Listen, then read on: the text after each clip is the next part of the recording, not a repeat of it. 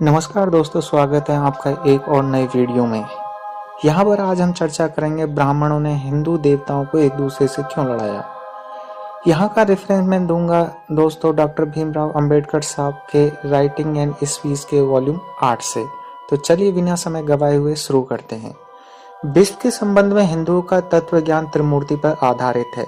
उनके अनुसार विश्व की 3 स्थितियां हैं: सृष्टि, पालन और संहार। यह एक अविरल क्रम है। यह 3 कार्य ब्रह्मा, विष्णु और महेश द्वारा किया जाता है। ब्रह्मा ने सृष्टि की रचना की है, विष्णु इसका पालनहार है और महेश संहारक है। ये देवता त्रिमूर्ति कहे जाते हैं। त्रिमूर्ति के सिद्धांत से परिलक्षित है कि तीनों का पद समान है। ऐसा कार्य संपन्न करते हैं जो अन्योश्रित, उनको कोई विरोध नहीं। वे परस्पर मित्र हैं, विरोधी नहीं। वे परस्पर सहायक हैं, शत्रु नहीं। इन 3 देवों के कार्यों का उल्लेख करने वाले साहित्य के अध्ययन से पता चलता है कि स्थिति बिल्कुल भिन्न है। कथनी और करनी में अंतर है। ये देव परस्पर मित्र होने के स्थान पर एक दूसरे के शत्रु हैं, जो श्रेष्ठता और सत्ता के लिए एक दूसरे से भिड़ जाते हैं। पुराणों के कुछ उदाहरण स्थिति स्पष्ट कर देंगे। एक समय था जब विष्णु और शिव की अपेक्षा ब्रह्मा परम देव थे। ब्रह्मा को जगत का नियता बताया गया, अर्थात प्रथम प्रजापति। वे शिव के भी जनक है और विष्णु के भी स्वामी हैं। यदि विष्णु सृष्टि के पालक है तो इसका आदेश उन्हें ब्रह्मा से मिला है। ब्रह्मा का परम पद ऐसा पद है कि रुद्र और नारायण तथा कृष्ण और शिव के बीच विवाद पर निर्णय ब्रह्मा देते हैं। इतना ही ध्रुव सत्य है कि कालांतर में ब्रह्मा का शिव और विष्णु से संघर्ष हुआ और आश्चर्य की अपने विरोधियों के समक्ष उन्होंने अपनी श्रेष्ठता से हाथ धोना पड़ा। विष्णु के साथ उनके संघर्ष के 2 उदाहरण है। पहला अवतारों की कथा। अवतारों के विषय में ब्रह्मा और विष्णु के मध्य प्रतिद्वंद था।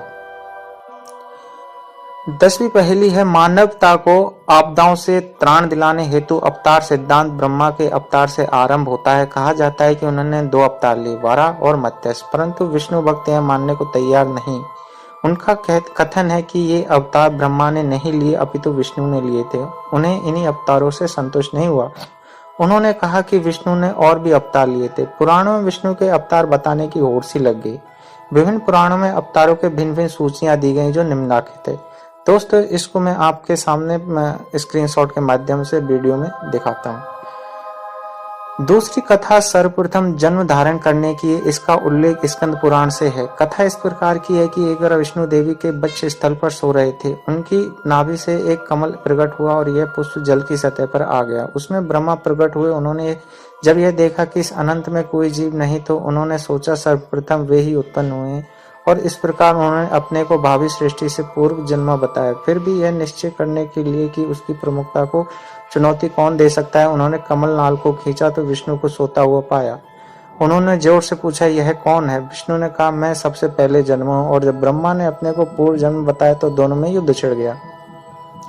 तभी महेश प्रकट हुए और कहा, पहले मेरा जन्म हुआ, परंतु मैं तुम दोनों में से किसी के लिए भी यह स्थिति त्यागने के लिए तैयार हूँ। यदि तुम में से कोई मेरी शिखा तक, मेरे पांव के तलवे तक पहुंच जाए। ब्रह्मा तुरंत तैयार हो गया, किंतु वे थक गए थे पर बिना बात पर अनिच्छुक हो गए, इसलिए उन्होंने अपना दाव त्याग दिया।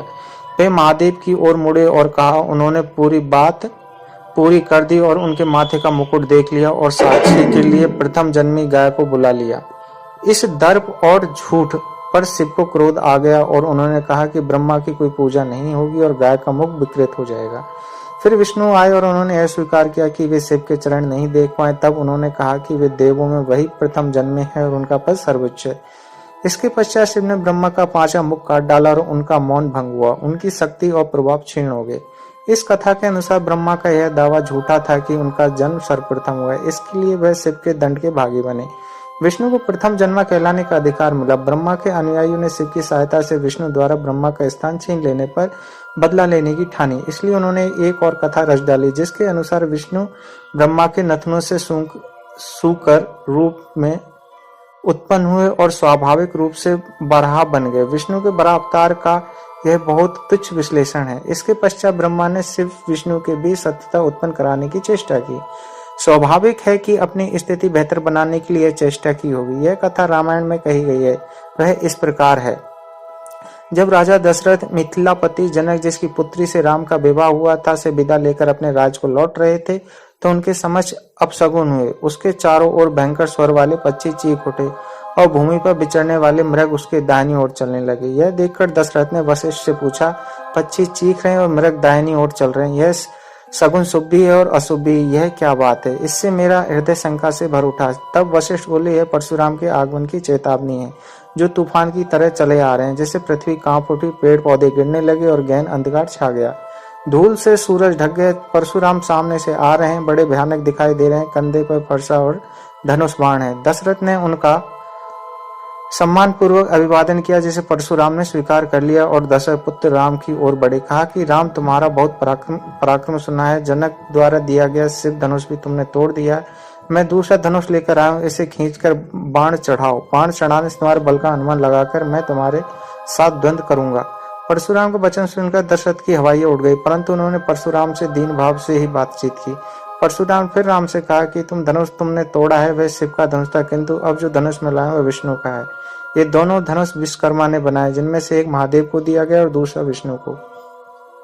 इसके आगे का वर्णन इस प्रकार है।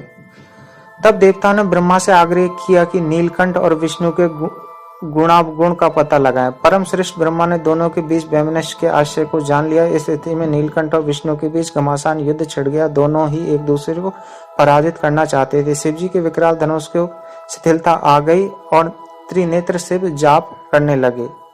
दोनों महान देवों के देवता समूह ऋषियों और चारणों ने अर्चना की और वे शांत हो गए। जब देवताओं ने यह देखा कि विष्णु के तेज के आगे शिव धनुष शिथिल पड़ गया, देवताओं ने विष्णु की श्रेष्ठता मान ली। इस प्रकार ब्रह्मा ने महादेव द्वारा अपने प्रति किए गए अन्याय का बदला ले लिया। दोस्तों, वीडियो बड़ा होने की वजह से मैं इस वीडियो को यहीं पर रोकता हूं। अगर इस कहानी को आप और आगे जानना चाहते हैं तो कमेंट्स कीजिए। मिलते हैं एक नए वीडियो। तब तक के लिए धन्यवाद।